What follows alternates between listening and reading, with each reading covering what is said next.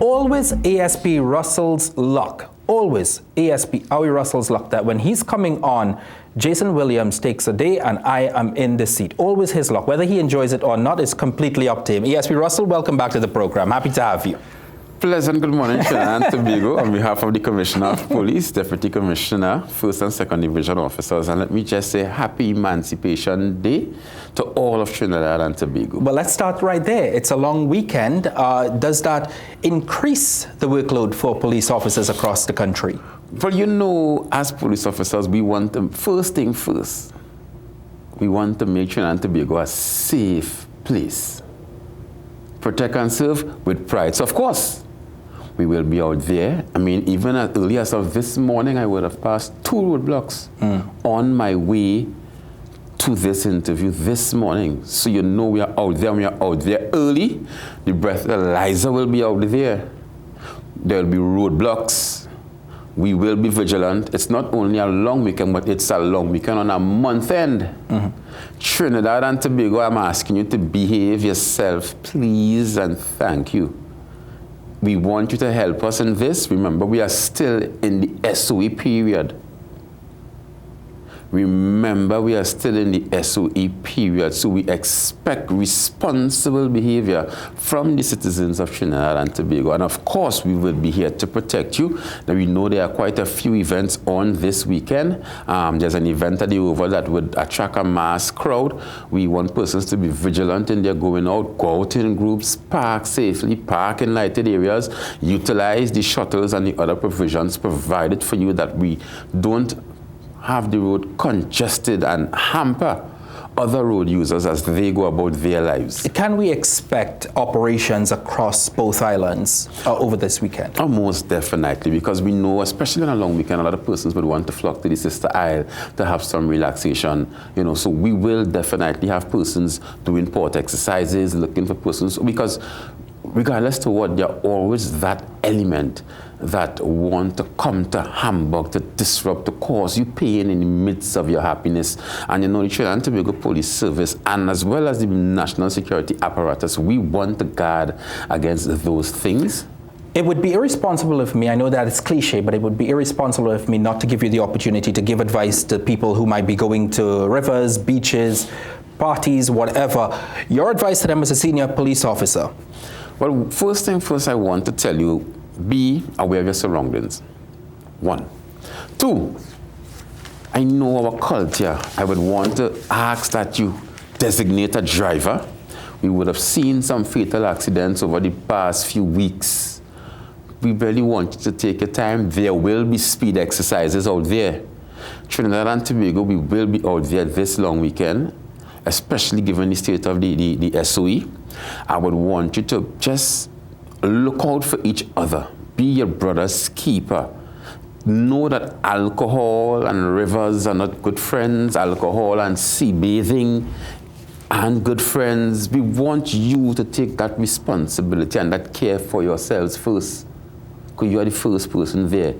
You must have that self-love. Thank you very much for that, ASP. I know that it's something that you often have to repeat, but I think it's responsible of you to do it as well. Let's talk a little bit about the front page of the TNT Guardian newspaper this morning. It's a conversation you and I have had multiple times on this program as we preview the stand your ground legislation that is to come and home invasions that continue across Trinidad and Tobago as well. We've seen the defense minister saying shoot first, advising that there will be provisions within the legislation that would really aid people who are victims of home invasion. How does the police service meet with this and think about such statements from the defense minister, especially when the question came up in that constituency consultation that what if there are police officers or at least criminals posing in police garb coming into somebody's home? That is it's an interesting topic. I saw it last night as well on the various media houses, and it caused me a bit of discomfort. We must understand that we must operate and act within the confines of the law As it pertains to shooting first, you know, I believe your life must be under that immediate danger or threat. Other pieces of legislation will have to be adjusted for there to be synergy between the stand your ground legislation and other laws that as it pertains to self-defense. Because as it stands, self-defense must be proportionate to the force that you're being met with. So if you see somebody coming and probably they pelt a stone at you, it may not warrant that you shoot them. You know, so we have to ensure that whatever is done, that one of your everything concerns? Is adjusted. Is that one of your concerns, ASP Russell, as a police officer in this country? Does it make it that much difficult that you show up at a crime scene and because someone may have thrown a stone or what you may deem another minor infraction, that somebody is dead because of it? Is that one of your concerns with this legislation? Well, there are indeed a lot of concerns, but you know the legislation is in the consultation phase. So I know our time will come where we will have our consultation and we would be able to list our concern as the Trinidad Tobago Police Service, as a ministry, as an apparatus of the Ministry of National Security. I heard a question was asked about police officers coming into premises, really element of surprise. That is something we would have to say our piece on as well, because let's say you're going into someone's houses and they have high walls. How do you maintain an element of surprise? Are you going to knock on the door? Hi, good day. What if that person doesn't answer? Would you not execute your warrant? You know, so we have to keep all these things in mind. Sometimes they may be going for something and they may get a chance to destroy it because they no longer have that element of surprise. I have to knock the door and wait for you to come, whereas a warrant gives you permission to enter if need be by force.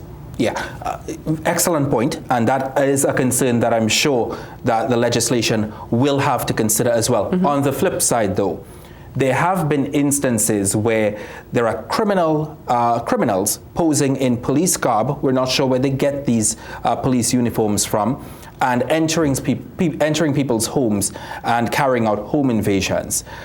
What would be your advice to the population to deal with something as delicate as that? Well, let me tell you this. Even before the stand your ground legislation, we were mandated that once we are going on exercises, that we have marked police vehicle number 1, that we have a certain complement of fully dressed uniformed officers with their IDs, and we now have our badges. And one of the things that the criminals have not been able to replicate is the badge. So we would have our badges around our neck, we'd have our IDs as well. So we would be able, and who knows, due to consultation, we may have something that may give us an even greater visibility.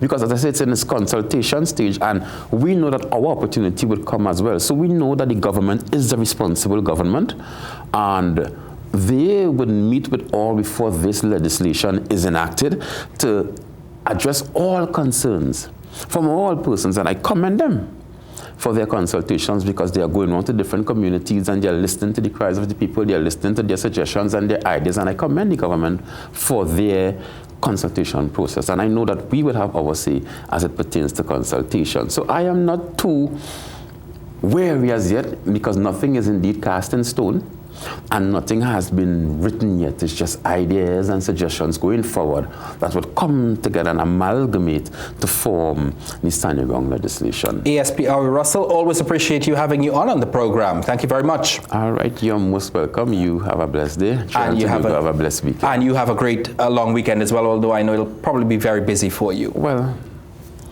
that's what we sign up for, to protect and serve. ASP Owie Russell from the Trinidad and Tobago Police Service on our Police and News segment. Stay with us. We're going to head to a break and then head to the 7 a.m. news. And we'll be back with the second hour of the Morning Brew next.